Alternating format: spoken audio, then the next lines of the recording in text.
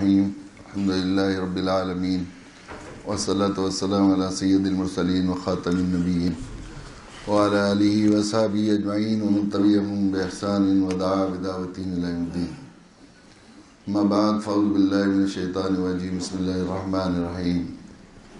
قل ان کنتم تحبون اللہ فاتبعونی یحببکم اللہ. حضرات، جیسا حضرت والا حضرت مفتی صاحب دامت برکاتہم فرما رہے تھے کہ ہم لوگ یہاں پر جمعہ کا دن ہے اور جمعہ کی نماز کے لیے بھی حاضر ہوئے ہیں، اور ایک بڑی عبادت کا بھی اعلان ہوا ہے، اس کو نکاح کہتے ہیں. نکاح اسلام میں آخری درجے کی بہت محترم بشان عبادت. یہ عبادت ایسی ہے، علماء نے لکھا ہے کہ 3 عبادتیں اور نیکیاں ایسی تھی جب دنیا میں نہیں تھے اس وقت بھی رائج تھی، حضرت آدم علیہ السلام کے دنیا میں آنے سے پہلے، اور اس دنیا میں بھی باقی رہی ہیں، اور موت کے بعد جب اعمال کا سلسلہ بند ہو جائے گا تینوں عبادتیں پھر بھی رائج رہیں گی جنت میں جا کر بھی. ایک سلام، ایک ایمان، ایک نکاح. اور یہ ایسی بڑی عبادت ہے کہ ایک حدیث پاک میں اللہ کے نبی صلی اللہ علیہ وسلم نے یہاں تک ارشاد فرمایا کہ نکاح کے پہلے کی 83 رکعت. حضرت میاں جی اصغر میاں صاحب نور اللہ مرقدہ علماء دیوبند کے مشہور بزرگوں میں ہیں، انہوں نے حسن معاشرت اپنی کتاب ہے اس میں یہ حدیث پاک نقل کی ہے کہ نکاح سے پہلے کی 83 رکعت نماز نکاح کے بعد کی 1 رکعت کے برابر ہو جاتی ہے. یہ عبادت ایسی ہے جس سے ساری عبادتوں کا بھاؤ 83 ٹائم بڑھ جاتا ہے. اب آپ اندازہ، لیکن ہم اسے عبادت نہیں سمجھتے. اصل بات یہ ہے، مسلمان عموماً اسے سمجھتے ہیں برادری کا، علاقے کا رواج، رسم و رواج سمجھتے ہیں. اس لیے کہ جس چیز کو عبادت سمجھتا ہے اس کا شرعی ضابطہ اور قاعدہ طریقہ سیکھ کر اسے کرتا ہے. نماز کو عبادت سمجھتے ہیں تو نماز پڑھنا پہلے سیکھتے ہیں کسی عالم دین سے، اس کا شرعی طریقہ. اور اس شرعی طریقے کے خلاف اگر کسی کو کرتے ہوئے بھی دیکھتے ہیں تو کہتے ہیں ہوگا نہیں ہرگز. نماز پڑھتے ہیں، نماز کو اگر کوئی قبلے کی طرف کو منہ کرنے کے بجائے قبلے کی طرف کو پیٹ کر کے پڑھنے لگے تو کسی مفتی صاحب، حضرت مفتی نذیر صاحب کو پریشان نہیں کرے گا کوئی عام آدمی کہ نماز ہو گئی نہیں ہو گئی. نماز کیسی ہو جائے گی؟ کیوں نہیں ہوئی؟ کیسے آپ قبلے کی طرف کو پیٹ کی کیوں نہیں ہوئی نماز؟ اس لیے کہ نبی نے جو طریقہ بتایا ہے ہمیں، نبی نے نماز کے بارے میں فرمایا صلو کما رأیتمونی اصلی، نماز اس طرح پڑھو جس طرح مجھے نماز پڑھتے ہوئے دیکھا. تو اس لیے نماز نہیں ہوئی کہ سنت کے خلاف ہوئی ہو. تو شادی بھی اللہ کے نبی صلی اللہ علیہ وسلم نے صرف نماز پڑھنا ہی نہیں سکھائی، شادی کرنا بھی سکھایا آپ نے. اور شادی کے بارے میں فرمایا شادی بھی اس طرح کرو جس طرح مجھے دیکھا شادی کرتے ہوئے. قرآن نے صاف کہہ دیا ہے کہ ہمارے ہاں صرف مقبول وہ عبادت ہے جو ہمارے نبی کے طریقے پر کی جائے گی، صرف وہ نبی کی فاتبعونی کی شرط کے ساتھ ہوگی. لیکن نماز کو اب اتنے لوگ بیٹھے ہوئے ہیں، کوئی صاحب کھڑے ہو کر کہیں، اچھے دیندار لوگ جمع ہیں دین کے شوق میں، کہ میں نے شادی کرنے سے پہلے شادی کا اسلامی طریقہ سیکھا تھا کسی عالم دین کے پاس، تھوڑی دیر 1-2 گھنٹے بیٹھ کر شادی کا اسلامی طریقہ بتا دیا. نہیں کرتے اس وقت شادی برا. ایک آدمی نماز میں مسجد میں 1 نمبر کا نمازی ہوتا ہے، لیکن شادی میں وہ فلاں کشمیری ہے، حیدرآبادی ہے، بنگالی ہے، بہاری ہے، سید ہے، شیخ ہے، پٹھان ہے، اپنے اپنے رواج ہیں، بس یہ ہوتے ہیں تو صورتحال یہ ہوتی. حالانکہ شادی اسلام میں کتنی بات، اس سے زیادہ اور کیا بات. اللہ کے نبی صلی اللہ علیہ وسلم فرمایا نکاح کا اعلان کرو اور مسجدوں میں منعقد کرو. مسجدوں میں منعقد کرنے کا حکم دینے کے ساتھ ہی یہ بات واضح کر دی. اس سے زیادہ اور کیا واضح ثبوت ہوگا کہ آخری مسجد میں کیا کیا جائے گا؟ عبادت. دنیا کی بات اگر اب یہ دنیاوی کوئی معاملہ ہوتا تو دنیا کی باتیں کرنا تک حرام ہے مسجد میں. دنیا کا کوئی عمل کرنا تو بات کی بات ہے. لیکن ہمیں اس میں یہ ہم لوگ اپنی اور اس برادری کے اسلامی شادی کے اس طریقے کو چھوڑ کر اپنے رسم و رواجوں کے بندھن میں پڑھ کر ہم لوگ آخری درجے میں اپنے آپ کو ایک غلامی کے بندھن میں باندھ لیا ہے. مسلسل مشکلات در مشکلات سے 2-4 ہوتے چلے جا رہے ہیں. مسلمانوں کا حال یہ ہے. ہمارے محترم صاحب مولانا طاہر صاحب ہیں ہمارے، وہ تقریر کر رہے تھے، دل کو بڑی لگی کہ صرف کارڈ پر لکھا رہتا ہے ان نکاح من سنتی، سنت عام طریقوں نہیں کہ جو پہچان سمجھا اس کو دیکھ کر یاد آ جائے وہ فلاں صاحب کی طرح کر رہے ہو، فلاں کٹ، جواہر کٹ، فلاں کٹ کہتے ہیں نا، اسے دیکھ کر سمجھا جاتا ہے یہ انہوں نے بھی، آپ تو ان کی طرح کر رہے ہو. تو کارڈ پر صرف لکھا رہتا ہے بس، اس کے بعد سنت ہی نہیں ہوتی، سب کچھ ہوتا ہے، بلکہ سنتوں کے جنازے نکالنے کا نام ہم نے شادی بنا لیا. ہمارے عملی حال یہ ہے، یہ ہوتا ہے. عموماً یہ صبح برادری کی باتیں ہوتی ہیں. ایک زمانے میں ہم نے یہ خیال کیا کہ بعد میں ہائے ہائے کرتے ہیں اور اس پر کھڑے ہو کر تنقیدی تقریریں کرنے سے کیا فائدہ. پہلے لوگوں کو سمجھانا چاہیے جا کر، جن کے یہاں شادیاں ہوں ان کو اسلامی طریقہ شادی سکھایا جائے. تو ایک مرتبہ 15 دن کی تمام اداروں کی چھٹی کر کے تمام مدرسین اساتذہ کو، شوال کے مہینے میں مسلمانوں کی بہت شادیاں ہوتی ہیں، تو ہم نے بھیجا. ہمارے ساتھی ہیں مولانا اقبال صاحب، وہ ایک بستی میں پہنچے، معلوم ہوا 100 سے زیادہ اس بستی میں شادیاں ہیں اسی مہینے میں. تو ایک خاندان میں معلوم ہوا 3-4 شادیاں تھیں، اکٹھی شادیاں تھیں، خاندان تھا. تو ان کے یہاں گئے، جا کے اتفاق سے مشورے کے لیے میٹنگ بیٹھی ہوئی تھی. جو دادا جی تھے وہ تکیہ لگائے بیٹھے تھے.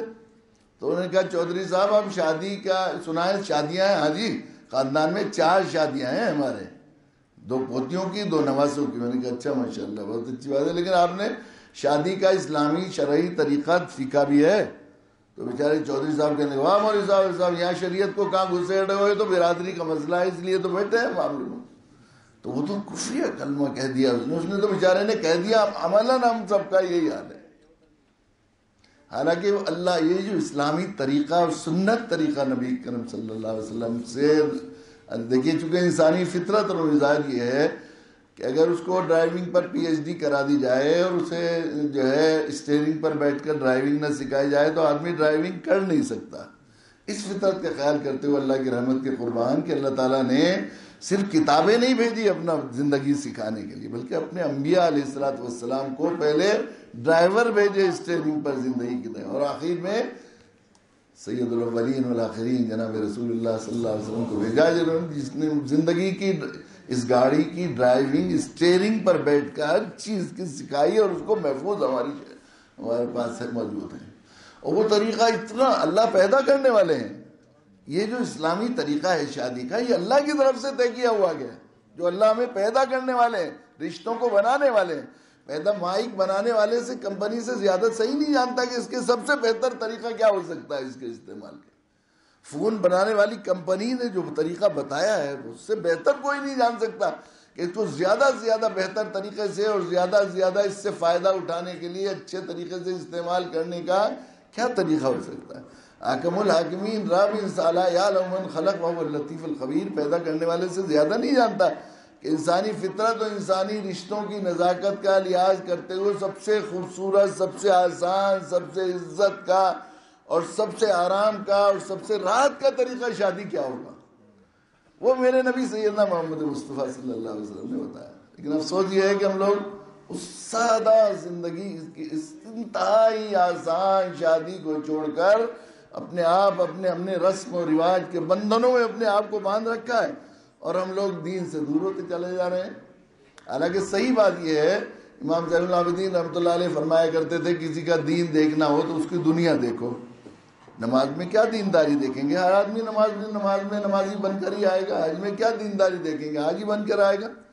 دین دیکھا جائے گا، اس کا رہن سہن دیکھو، اس کے کاروبار دیکھو، اس کے جو ہے معاملات دیکھو. اور سب سے زیادہ میں کہتا ہوں سب سے زیادہ امتحان ہے محبت اور تعلق کا شادی.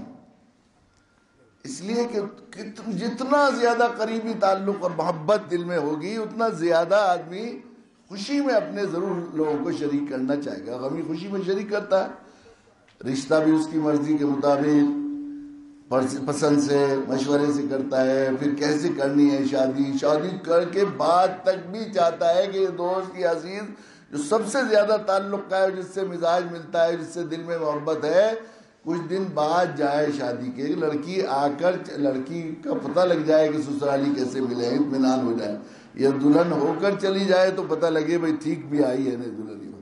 اور جن سے تعلق نہیں ہوتا تو مجھے یاد ہے ایک مرتبہ ذاکر نگر وہاں دہلی میں پوسٹ آفس میں ایک بڑے میاں بیچارے پوسٹ ماسٹر کی خوشامد کر رہے تھے کہ 4-5 شادی کے کارڈ لے رہے تھے کچھ کہ ان میں 2 دن پہلے کی مہر لگا دو، پیسے لے لو کتنے. میں نے کہا اس کی کیا ضرورت پیش آئی؟ کچھ ایسے رشتہ دار ہیں جن کو شادی میں شریک کرنا نہیں چاہتے ہم، لیکن شکایت کے لیے خط ڈالنے ضروری ہیں.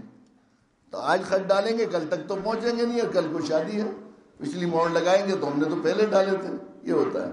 اللہ اس کے رسول سے محبت کا پیمانہ یہ ہے کہ اللہ اس کے رسول کی شرکت ہوئی شادی میں. اللہ اس کے رسول کی شرکت کیسے ہوگی؟ اللہ اس کے رسول کے بتائے ہوئے طریقے سے کی جائے شادی، وہ ہے شرکت.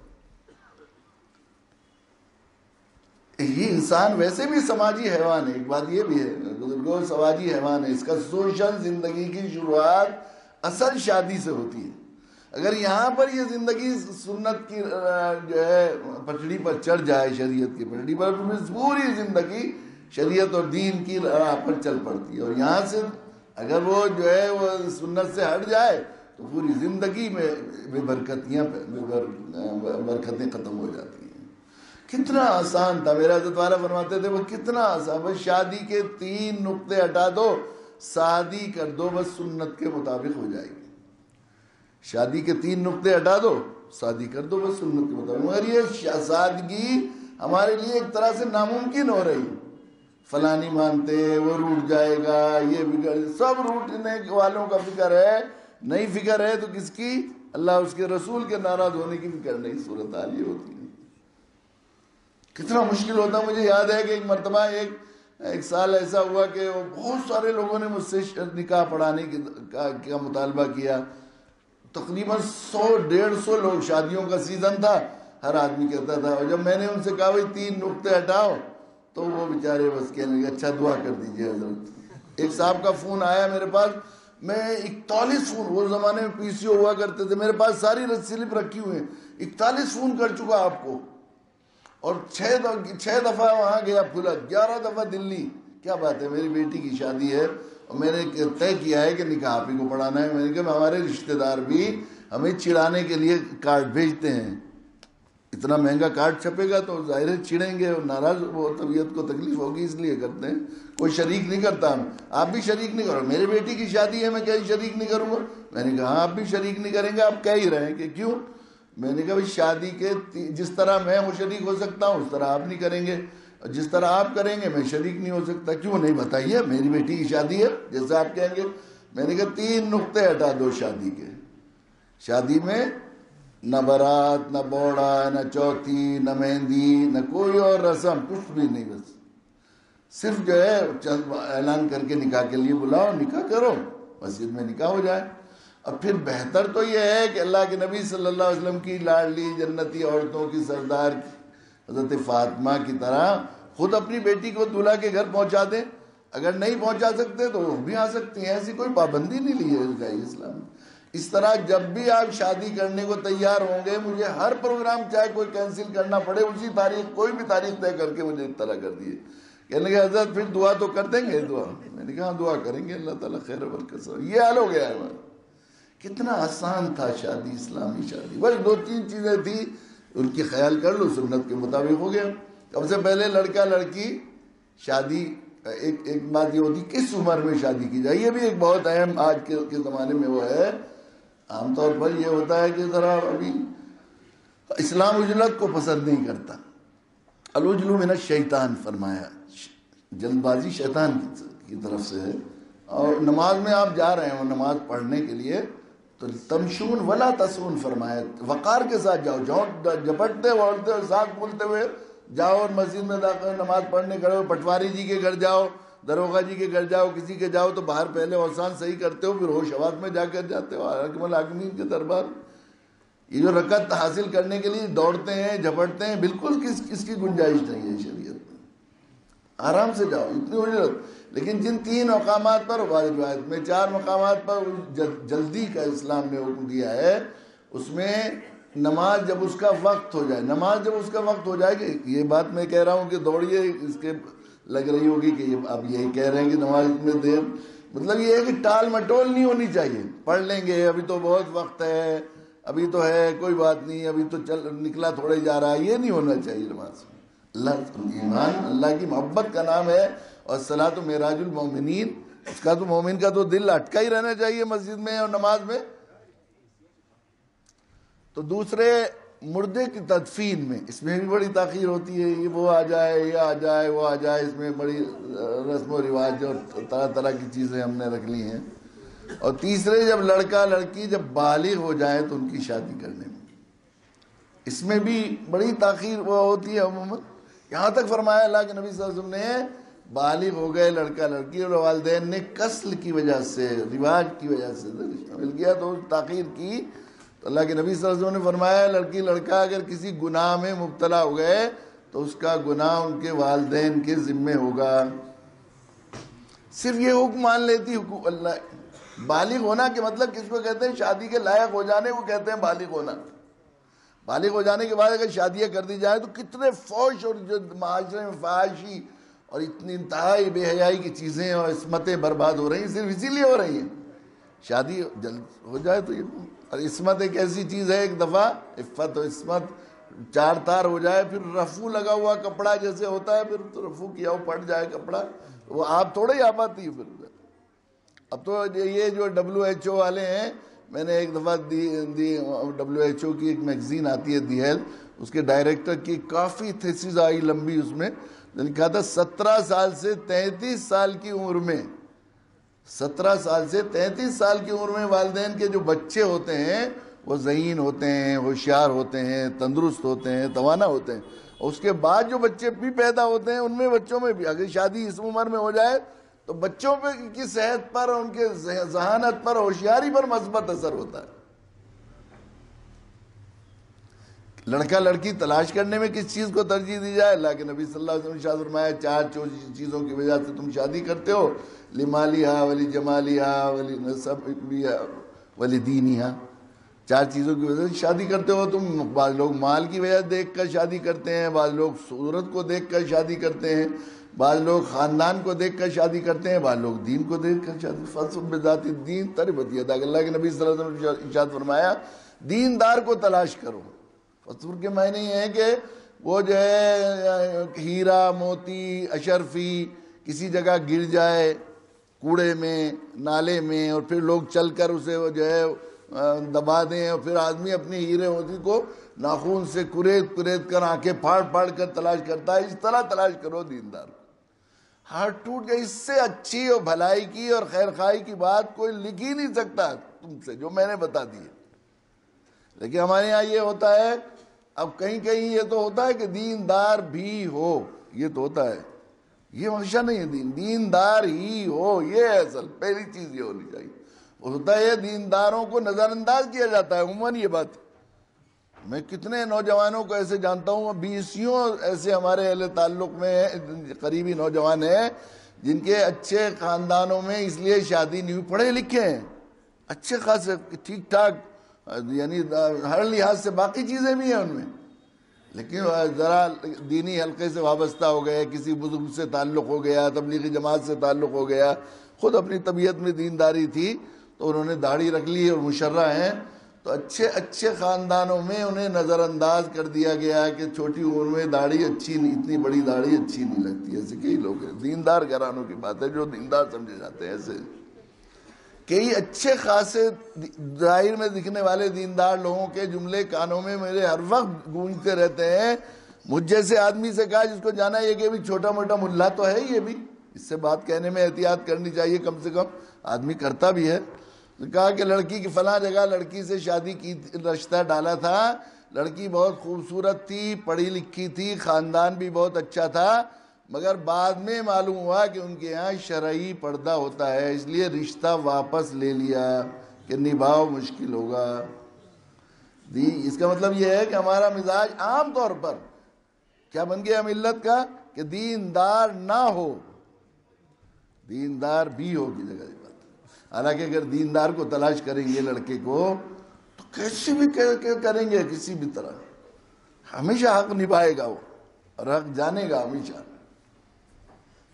یہ دین کو ٹھکرانے کی وجہ سے ہم لوگ مسلسل مسائل در مسائل سے دوچار ہیں، اور وقت صبح سے شام تک ٹیلی فون آتے ہیں، میسج آتے ہیں، آدھے سے زیادہ آج کل ٹیلی فون اور میسج اس بات پر آتے ہیں کہ داماد اتنا ستاتا ہے، سسرال والے یہ عاجز کرتے ہیں، لڑکی عذاب میں ہے، مصیبت میں ہے، گھر والے اتنے دن سے یہ نہیں ہے، اتنے پریشان ہیں، مسائل۔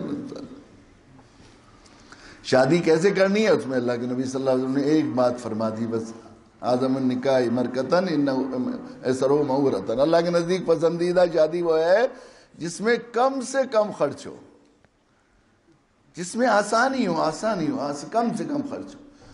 یہ پیارے نبی صلی اللہ علیہ وسلم سے محبت کا دعویٰ تو ہم کرتے ہیں، مگر اللہ کے نبی تو فرما رہے ہیں کہ سب سے پسندیدہ شادی وہ ہے، اچھی شادی وہ ہے جس میں کم خرچ ہو۔ اور ہم شادی کس کو اچھی کہتے ہیں؟ جس میں زیادہ خرچ ہو۔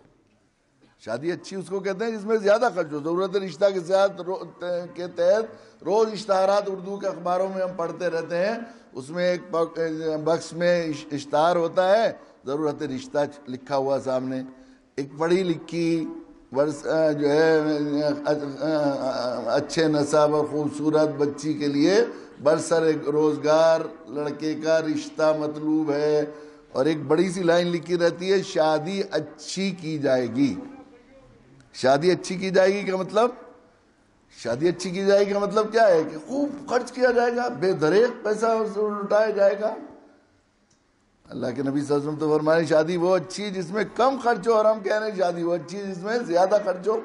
اچھے خاصے لوگ لڑکی کے شادیوں میں اپا کھا کے آتے ہیں، دیندار لوگ، اور آپس میں تذکرہ ہوتا ہے کہ لڑکے کا باپ کا انتقال ہو گیا تھا، مگر بھائیوں نے ماں کو کسی چیز کی کمی نہیں محسوس ہونے دی، بہت اچھی شادی کی، اور بیچارہ مزدور آدمی تھا رکشہ والا، مگر شادی بہت اچھی کی۔ شادی بہت اچھی کی کہ مطلب زیادہ خرچ کیا۔ نبی تو فرما رہے ہیں جس میں کم خرچ ہو وہ اچھی شادی، اور ہم کہہ رہے ہیں کہ وہ اچھی شادی جس میں زیادہ خرچ ہو۔ صورت حالیہ ہو گئی۔ اور اس خرچ کی وجہ سے جن لوگوں کے پاس پیسے ہیں وہ ان کے ابا کے پیسے نہیں ہیں جو اللہ نے دیے ہیں، امتحان کے طور پر دیے ہیں ہمیں۔ ہم جو دو پیسے ہو جاتے ہیں مالدار سمجھ کر مغرور ہو جاتا ہے آدمی، مگر آپ کے پیسے ہیں تو حساب کیسا؟ حدیث میں آیا ہے آدمی کو قدم ہلانے کی اجازت نہیں دی جائے گی جب تک کہ 4 سوالوں کے جواب نہ دے دے، اور چوتھے سوال میں 2 جز ہوں گے، مال کس طرح پر کمایا اور مال کس طرح خرچ کیا۔ اگر غلط طریقے سے، غیر اسلامی طریقے پر، غیر قانونی طریقے پر، انلیگل طریقے سے مال کمایا ہوگا تو سرکاری اصطلاح میں کیا کہتے ہیں؟ اسے کالا دھن کہتے ہیں سرکاری اصطلاح میں۔ تو کالے دھن پر ہر قانون میں سزا ہوتی ہے نا، ہر دنیا کے ملک کے قانون میں پینلٹی بھی ہوتی ہے، سارا مال بھی ضبط ہوتا ہے اور پینلٹی بھی لگتی ہے۔ اس میں بھی اللہ کے نبی صلی اللہ علیہ وسلم نے ارشاد فرمایا مال حرام سے پلا ہوا جس جنت میں نہیں جائے گا، یعنی ہمیشہ کی جیل، جہنم کی جیل ملے گی۔ ایک دانق مال حرام کی کھائی ہوگی، 3 دمڑی کو دانق کہتے ہیں، تو 700 مقبول نمازیں دینی پڑیں گی، اتنی پینلٹی لگے گی۔ اور خرچ کیا اگر غلط طریقے پر، غیر قانونی طریقے پر، اس کو کہتے ہیں سرکاری اصطلاح میں گھوٹالہ۔ گھوٹالے میں جاتے ہیں نا کتنے لوگ جیل میں، کونسلر کو، ایم پی کو، ایم ایل اے کو دی تھی سڑک بنانے کے لیے ایک رقم، اور اس نے بہنوئی کی کوٹھی بنا دی یا گاڑی خرید کے دے دی بیٹے کو، تو جاتے ہیں گھوٹالے میں۔ اس کو کہتے ہیں شریعت میں تبذیر، بے محل خرچ کرنا۔ جہاں خرچ کرنے کو کہا تھا وہاں نہ خرچ کیا جائے، جہاں خرچ کرنے کو نہیں کہا تھا وہاں خرچ کیا جائے۔ تو جہاں خرچ، تو یہ جو ہے اسے تبذیر کہتے ہیں۔ اللہ کے نبی صلی اللہ علیہ وسلم نے فرمایا سب سے پسندیدہ شادی وہ جس میں کم خرچ ہو۔ اس کا مطلب سب سے زیادہ ناپسندیدہ خرچ وہ جو شادی میں کیا جائے زیادہ سب سے زیادہ ناپسندیدہ خرچ وہ ہوگا۔ یہاں خرچ کرنے کے لیے منع کیا تھا، کم خرچ کرنے کی کہا تھا، اس کو کہتے ہیں تبذیر۔ کیا کہا ہے تبذیر کے بارے میں؟ قرآن کہہ رہا ہے ان المبذرین کانوا اخوان الشیاطین وکان الشیطان لربہ کفورا۔ تبذیر کرنے والے، بے محل خرچ کرنے والے، گھوٹالہ کرنے والے، شرعی گھوٹالہ کرنے والے شیطان کے بھائی ہیں، اور شیطان اپنے رب کا باغی کافر ہے، کفر کا۔ اللہ کے نبی صلی اللہ علیہ وسلم نے ارشاد فرمایا 2 گناہ اگرچہ فسق ہیں مگر انہیں کفر و شرک کے ساتھ اللہ نے ذکر کیا ہے، اتنے بڑے گناہ ہیں، ملا دیا ہے کفر کے شرک کے ساتھ، اس کو بت پرستی کے ساتھ، جھوٹ کو، فاجتنبوا الرجس من الاوثان وَاجْتَنِبُوا قَوْلَ الزُّورِ، بت پرستی سے بچو اور جھوٹ بات سے بچو. اور تبذیر کو کفر کے ساتھ ذکر کیا ہے. اتنا بڑا گناہ ہے لیکن سمجھتے ہی نہیں. اب پیسہ آپ کا ہے تو آپ خرچ کر رہے ہیں تو کتنا بڑا، آپ کو اس کام کے لیے نہیں دیا گیا تھا. اور بہت سے ایسے لوگ ہیں جن کے پیسے ہوتے ہی نہیں تو وہ قرض لیتے ہیں. قرض بھی بعض دفعہ سودی قرض لیتے ہیں. اللہ اس کے رسول سے اعلان جنگ کہ کئی ایسے خاندانوں کو میں جانتا ہوں، عزیزوں تعلق والوں کو، اچھے خاصے ٹھیک ٹھاک زندگی گزار رہے تھے، ایک دو بیٹیوں کی شادی کرنے کی وجہ سے صورتحال آخری درجے میں ان کی ایسی ہو گئی کہ وہ جو ہے بیچارے بھیک مانگ کر گزارا کرنے لگے. ایسے حالات ہوتے ہیں. اور جن کو قرض بھی نہیں ملتا، ایسی کتنی نوجوان بچیاں اپنی شادیوں کے لیے ترس رہی ہیں، اپنے ماں باپ پر عذاب بن رہی ہیں. ان کی آہیں ان میں جو ہے تبذیر اور بے محل شادیوں پر خرچ کرنے والوں کی دیواروں سے ٹکرا رہی ہیں. ان کو یقیناً اس میں کوئی شک. میرے پاس 2 خط رکھے ہوئے ہیں. ایک خط جو ہے وہ حیدرآباد کی ایک بچی کا ہے، ایک گیا کی ایک بچی کا ہے. میں نے ارمغان ہمارے یہاں سے مانا میں نکلتا ہے، اس میں چھپوایا بھی تھا کہ شاید ہم لوگوں کو غیرت آئے. وہ گیا کی ایک بچی کا خط ہے. یہ دونوں خط ایسے ہیں جب بھی میں کبھی اتفاق سے کسی ضرورت سے دیکھتا ہوں سامنے آ جاتے ہیں تو پڑھنے کو دل پڑھے بغیر رہتا بھی نہیں، اور پھر بلک بلک کر رونے کو دل چاہتا ہے اپنی اس پر جو ہے ظلم پر، ملت کے افراد اور پیسے کے حوث میں اور ان رسم و رواجوں کے چکر میں. گیا کی ایک بچی کا خط ہے. اس نے مسئلہ پوچھنے کے لیے مجھے خط لکھا. چچا جان لکھا، السلام علیکم ورحمۃ اللہ وبرکاتہ، بڑی مشکل سے بہت ہی تلاش کر کے پتہ لے کر میں آپ کو ایک خط لکھ رہی ہوں. ایک مسئلہ پوچھنا چاہتی ہوں. میرے والد صاحب جونیئر ہائی اسکول کے سرکاری ٹیچر ہیں اور تبلیغی جماعت سے جڑے ہوئے ہیں. اللہ کی شکر ہے دیندار ہیں. ہماری والدہ بیمار رہتی ہیں اور ہم 4 بہنیں، چاروں قبول صورت ہیں اور پوسٹ گریجویٹ ہیں. تعلیم یافتہ ہیں کہ پوسٹ گریجویشن بھی کر لیا ہے، خوبصورت بھی ہیں. تو والدہ ہماری بیمار رہتی ہیں. جو تنخواہ ملتی ہے ہمارے گھر کے اخراجات اور بیماری سے بچ نہیں پاتی. اب ہماری شادیوں کے لیے جو مطالبے کیے جا رہے ہیں ہمارے والد اس کے پورا کرنے پر قادر نہیں ہیں، اور ہم اپنے والدین پر چاروں بچیاں عذاب بن گئے. چچا جان میں نے اپنے والدین کو کب سے ہنستے ہوئے نہیں دیکھا، اور رات تہجد کی سسکیوں سے میری آنکھ کھل گئی. والد صاحب کی اللہ کے حضور دونوں ہاتھ اوپر اٹھائے ہوئے اللہ سے فریاد کر رہے تھے، مولا کریم میری پھول سی بچیاں مجھ پر عذاب بن گئی ہیں، مجھے اس عذاب سے آپ کب نجات دیں گے؟ کیا چچا جان اب بھی ہمارے لیے خودکشی جائز نہیں؟ یہ سوال، یہ ہے مسئلہ پوچھنے کے لیے وہ خط لکھا تھا. یہ ایک بچی نے لکھ دیا ہے، لیکن لاکھوں لاکھ بلکہ کروڑوں بچیاں ایسی ہیں جو پیسے نہ ہونے کی وجہ سے، صرف اس وجہ سے کہ ہم نے شادی کو برسم و رواج کے بندھن میں مان کر ایک عذاب بنا دیا ہے معاشرے پر، وہ سادگی بھول گئے، نبی کا طریقہ چھوڑ دیا ہے، اس کی وجہ سے وہ بیچاری اپنی والدین کے اوپر عذاب بنی ہوئی ہیں. اور سب کے قصوروار وہ سب لوگ ہیں جو سنت کا طریقہ چھوڑ کر وہاں سے جو ہے انہوں نے رسم و رواج کے بندھنوں میں، شادیوں میں فضول اخراجات کو ایک ضروری چیز سمجھ لیا ہے. اس کے بغیر شادی کرنا ناممکن ہو رہا ہے. اسلام دین فطرت ہے، خوشی کا موقع ہے تو خوشی کے لیے اسلام نے دی ہے گنجائش ولیمے کی. جس کے ہاں لڑکی آ رہی ہے، دلہن آ رہی ہے، اس کو خوشی کا موقع ہے، وہ شادی ولیمہ کرے اپنے عزیزوں اقربا دوستوں کو. وہاں ایک پرہیز صرف بتایا گیا تو وہی پرہیز توڑا ہے، اسی کے خلاف کیا جاتا ہے. اللہ کے نبی صلی اللہ علیہ وسلم ارشاد فرمایا بڑا مقبوض ہے وہ ولیمہ جس میں مالداروں کو ترجیح دی جائے، غربا کو نظر انداز کیا جائے. یہی ہوتا ہے عموماً. 2 دسترخوان ہوتے ہیں، ایک وی آئی پی دسترخوان ہوتا ہے، ایک وہ ہوتا ہے کوئی قریبی، کتنا قریبی عزیز ہو، ذرا وہ سطح کے اعتبار سے، سماجی اعتبار سے ذرا کم درجے کا ہو، ذرا کپڑے اچھے نہ ہو یا کچھ نہ ہو، ان سے کہتے ہیں بھئی یہ دیکھو وی آئی پی دسترخوان ہے، تم ادھر جاؤ.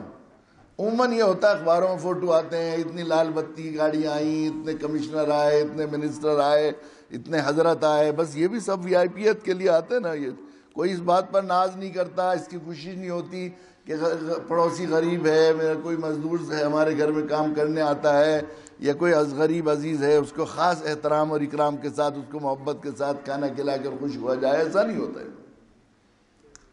اللہ کے نبی صلی اللہ علیہ وسلم نے نہ صرف یہ ہے کہ شادی قول سے نہیں سکھائی، زندگی پوری کی، بلکہ اللہ کے نبی صلی اللہ علیہ وسلم نے عمل سے شادی سکھائی. اس میں جہیز اور فلاں کیا کیا چیزیں اس میں وہ کی جاتی ہیں.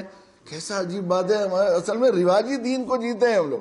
ایک چیز جو شریعت میں حرام ہے ہمارے رواج میں حرام نہیں ہے تو اسے ہم آرام سے اس کو ہماری زندگی میں رائج ہے اور اس پر کچھ عیب بھی نہیں سمجھا جاتا. اسی طرح جو ہے ہمارے یہاں فرائض اور عبادات کا حال بھی ہے. جو عبادات جو فرائض ہمارے یہاں رواج میں رائج ہیں ان کو عمل کرتے ہیں. اس کے خلاف جتنے بھی دوسری چیزیں ہوں جو رواج میں نہیں ہیں انہیں مسلسل نظر انداز کر دیتے ہیں. یہ جہیزی کا مسئلہ ایسا ہے. مفتی عبدالرؤوف صاحب سکھری بر صغیر کے مشہور فقہا میں ہیں.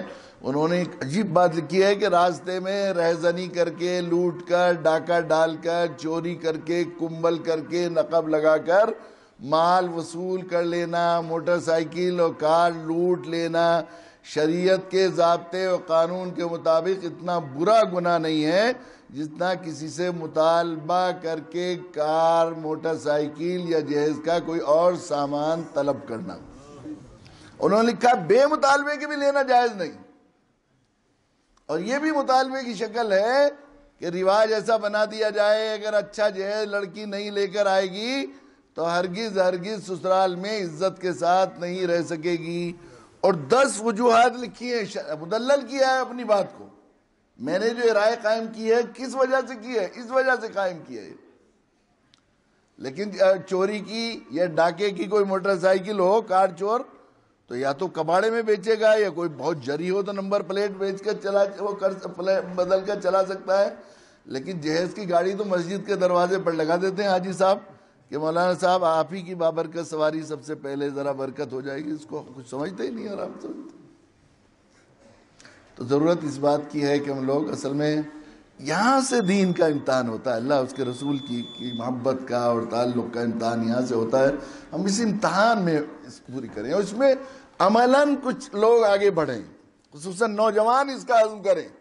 بوڑھے لوگوں کی قوت ارادی کمزور ہو جاتی ہے، وہ ہمت ہار جاتے ہیں، کبھی اماں کے سامنے، کبھی بھائی کے، کبھی بیوی کے سامنے. ضرورت اس بات کی اس کو بڑی منصوبہ بند طریقے سے کام کیا جائے. یقیناً اس میں نوجوان اس بات کا عزم کریں اور ارادہ کریں کہ ہم لوگ 100% اپنی زندگی کو اللہ کے نبی صلی اللہ علیہ وسلم کی سنت کے مطابق گزارنے کے لیے اور اس کی راہ پر ڈالنے کے لیے اپنی سب سے اہم زندگی کے ایک اہم واقعے کو نبی کے طریقے سے اور دین کے شریعت کے طریقے پر انشاءاللہ ہم کریں گے. کچھ اور جب قبول ہو جائے تو دعا. جی جب وہ قبول ہو جائے 5 منٹ مجھے دل چاہ رہا ہے کہ اللہ کے نبی صلی اللہ علیہ وسلم نے، میں نے عرض کیا کہ ہمیں جو ہے نماز پڑھو جس طرح مجھے نماز پڑھتے ہوئے دیکھا. اللہ کے نبی صلی اللہ علیہ وسلم شادی کرو جس طرح مجھے نکاح کرتے ہوئے دیکھا. اللہ کے نبی صلی اللہ علیہ وسلم نے کوئی بات بھی قول سے نہیں سکھائی، سب عمل سے سکھائی. آپ صلی اللہ علیہ وسلم کی سب سے لاڈلی بیٹی ہیں حضرت فاطمہ رضی اللہ تعالیٰ عنہ. حضرت عائشہ رضی اللہ تعالیٰ عنہ محبوبہ رسول ہیں. خود اللہ کے نبی کو حضرت عائشہ سے کتنی محبت، چاہتے ہیں کہ سب عائشہ سے محبت کریں. حضرت فاطمہ سے ایک مرتبہ اللہ کے نبی نے یہ ارشاد فرمایا کہ فاطمہ تم نہیں چاہتی کہ تمہارے ابا جن کو چاہتے ہیں تم بھی چاہو؟ میرے ابا میں کیسے نہیں چاہوں گی جس کو آپ چاہیں میں نہ چاہوں. کہا کہ مجھے عائشہ سے محبت ہے، تم بھی عائشہ سے محبت کیا. سوتیلی ماں تھی نا، فطری بات ہوتی ہے انسان کی، اس لیے اللہ کے نبی جو ہے ان کے دل میں ہی محبت ڈال لیں. حضرت عائشہ رضی اللہ تعالیٰ عنہ سے پوچھا گیا کہ اللہ کے نبی صلی اللہ علیہ وسلم کی اس کائنات میں سب سے محبوب شخصیت کون تھی؟ تو آپ نے فرمایا کہ فاطمہ. کیسے؟ کہ جب آپ سفر پر تشریف لے جاتے سب سے آخر میں فاطمہ سے ملتے تھے کہ جدائی کم سے کم ہو. جب واپس آتے تو سب سے پہلے فاطمہ کے گھر جاتے. فاطمہ ہمارے گھر آتی تو اللہ کے نبی دروازے سے جا کر ان کو لے کر آتے. پھر آپ ان کی پیشانی کو بوسے دیتے، فاطمہ ان کی پیشانی کو بوسے دیتی. پھر آپ ہاتھ کو چومتے ہوئے اس طرح ہاتھ کو سینے سے لگا کے گھر میں لے کر آتے. اپنی جگہ پر فاطمہ کو بٹھاتے اور جتنی دیر فاطمہ بیٹھی رہتی اتنی دیر آپ کا چہرہ بالکل گلاب کی طرح کھلا رہتا تھا خوشی سے. اتنا خوش ہوتے تھے آپ ان کو دیکھ کر. یہ فاطمہ اللہ کے نبی کے جگر کا ٹکڑا ہے. ان کی شادی کی ایک تفصیل جو ہے حدیث کی کتابوں میں پائی جاتی ہے. اللہ کے نبی کی عادت شریفہ تھی کہ ہمیشہ بوجھ بانٹتے تھے آپ. آپ نے اپنے چچا حضرت عباس سے کہا کہ ہمارے چچا ابو طالب کثیر العیال ہیں لیکن ان کے مالی حالات اچھے نہیں ہیں، تو کیوں نہ ہم ایک ایک بیٹا ان کا لے کر پال لیں تو ذرا بوجھ کم ہو جائے گا. کہا بہت اچھا. حضرت عقیل کو حضرت عباس رضی اللہ تعالیٰ نے پالا. حضرت علی کرم اللہ وجہ کو اللہ کے نبی نے لے کر پالا، گویا اولاد اور بیٹے کی طرح. بڑے ہوئے حضرت علی کرم اللہ وجہ، تو حضرت علی سے اللہ کے نبی نے پوچھا کہ تمہاری شادی کا ارادہ ہے میرا، میں فاطمہ سے تمہاری شادی کر دوں؟ کہ آپ بہتر سمجھتے ہیں، آپ زیادہ، اب تو میرے مختار سب کچھ آپ ہی ہیں. کہا اچھا ٹھیک ہے، تو اب تمہارے گھر میں کچھ ہے؟ تمہاری بیوی وہ جو غیر ہندوانی دہیج کو ہم لوگ کہتے ہیں نا، حضرت فاطمہ کا جہیز بھی تھا. حضرت فاطمہ کا جہیز اللہ کے نبی کی طرف یا فاطمہ کے ابا کی طرف سے کیا ہوا نہیں تھا، وہ حضرت علی کرم اللہ وجہ کی طرف سے انتظام کیا گیا تھا آنے والی بیوی کے لیے، چونکہ شوہر کے ذمہ ہے سارا قرض. کچھ ہے تمہارے پاس؟ کہا آپ کو تو معلوم ہی ہے کہ جاؤ گھر میں دیکھ کے آؤ. اپنے کی تعمیل میں گئے تو پرانی زرہ ایک وہ تھی جو مال غنیمت میں ملی تھی، وہ لے کر آئے. کہا اس کو بیچ آؤ بازار میں، کچھ پیسے ہو جائیں گے، تمہاری بہو آئے گی تو کچھ تو خرچے پانی کو کچھ تمہیں سامان چاہیے. لے کر چلے. حضرت عثمان رضی اللہ تعالیٰ عنہ کو ایسے موقع کی تلاش کیا کرتے تھے، تو وہ فوراً ادھر سے گاہک بن کے چلے. علی کہاں جا رہے ہو؟ کہ بازار. کیا کرنے؟ زرہ بیچنے. کہا کہ ہاں. کہ مجھے بیچ دو، میں گاہک ہوں. کہا کتنے کی ہے علی؟ تو انہوں نے پرانی زرہ چند درہم کی، ایک پرانی لوہے کی جیکٹ تھی وہ، تو اسے کتنے کی بتاؤ؟ انہوں نے بتا دی. کہا علی تم تو بہت سستی کہہ رہے ہو، 400 درہم کی بیچنی ہو تو مجھے بیچ دو. کیسے لوگ تھے وہ؟ خریدنے والا تو کہہ رہا ہے کہ مہنگی لوں گا اور بیچنے والا کہہ رہا ہے سستی دوں گا. لیکن وہاں کیا خریدا جا رہا تھا پتہ ہے آپ کو؟ اللہ اس کے رسول کی رضا. جان مال سب کچھ دے کر خرید مل جائے تو سستا تھا ان کے لیے. پھر کہا کہ بھائی دیکھو اس سے کم تو میں لے نہیں سکتا، 400 درہم سے کم تو میں لے نہیں سکتا، اتنے کی دو تو مجھے دو. حضرت علی کرم اللہ وجہ کو خیال آیا کہ اپنی مرضی سے خوشی سے دے رہے ہیں، شرعاً تو جائز ہے. اللہ کے نبی کا مقصد تو پیسے ضرورت پوری کروانا ہے، تو جتنے زیادہ پیسے لے جا کر دوں گا، رقم لے جا کر دوں گا، اللہ کے نبی خوش ہوں گے. عثمان خوشی سے دے رہے ہو؟ بالکل خوشی سے. کہا ٹھیک ہے، 400 درہم میں زرہ دے دی، 400 درہم دے دی. یہ زرہ میری ہو گئی کہ ہاں؟ کیا میں جو چاہے کروں؟ کہ ٹھیک ہے. حضرت علی اللہ وجہ کے ہاتھ میں تھماتے ہوئے کہا یہ اب تمہیں ہدیہ کرتا ہوں میں. خوشی خوشی حضرت علی کرم اللہ وجہ وہ درہم لے کر اور زرہ لے کر نبی اکرم صلی اللہ علیہ وسلم کی خدمت میں حاضر ہوئے، اور وہ جو ہے آپ کے دامن میں وہ درہم ڈال دیے. پورا واقعہ سنا ہے. اللہ کے نبی بہت خوش ہوئے حضرت عثمان رضی اللہ تعالیٰ کی محبت سے، اور بہت دل سے دعائیں دیں. علی تمہارا کام ہو گیا خرچ کا، تمہاری بہو آ رہی ہے تو خرچ کا کام ہو گیا.